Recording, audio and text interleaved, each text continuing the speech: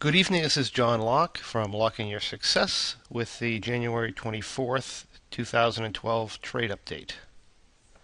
Today, I entered my March Bearish Butterfly. I bought two 710, 760, 810 put butterflies for $11. I did not enter my March M3 yet. I've actually decided I'm going to hold off on that a little bit till the February trade resolves itself. I have my planned capital in the February trade, and I do not want to overextend the account. Let's take a look at the trades that we have open, but we can just see what the shape of them is. We'll go here into the February 55-day trade first. Actually, let's take a look at this by the guidelines, because I actually made an adjustment on this trade today. Earlier this afternoon, when the market started to push up again, I started to run into a delta theta problem. As you can see right now, I have a maximum delta theta ratio of 1.5 delta to 1 theta. With a theta of 54, that only allows me about 75 or 80 delta. I'm at 123. It wasn't quite that bad when I made the adjustment, but it was certainly over the 1.5 to 1 level. So now the trade by the guidelines, again, this is the paper trade by the guidelines, I made that roll because of forced delta. It automatically pushes the trade closer to the market, so that when we hit our 790 roll point, we're going to take this 740 and bring it to 800.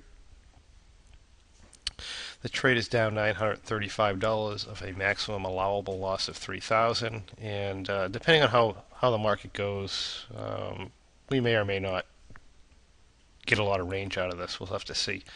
If it goes slowly, we might be able to do it. Especially if we get a little bit of back and forth.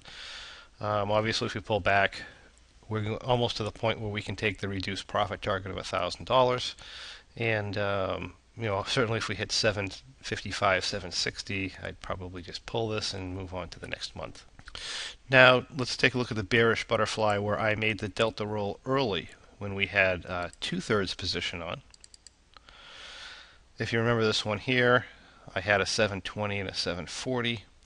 Before the third position was added, I was close enough to having a delta problem, that I decided to do the delta roll early. I took the 720 up to 760, and I was playing with the 740, 760 butterflies. We finally hit 780. I went ahead and added the 780.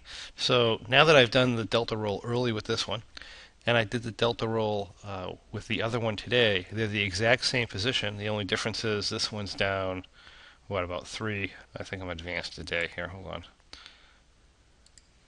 This one's down, about $500 or $600. The other one's down about $10 or $1,100.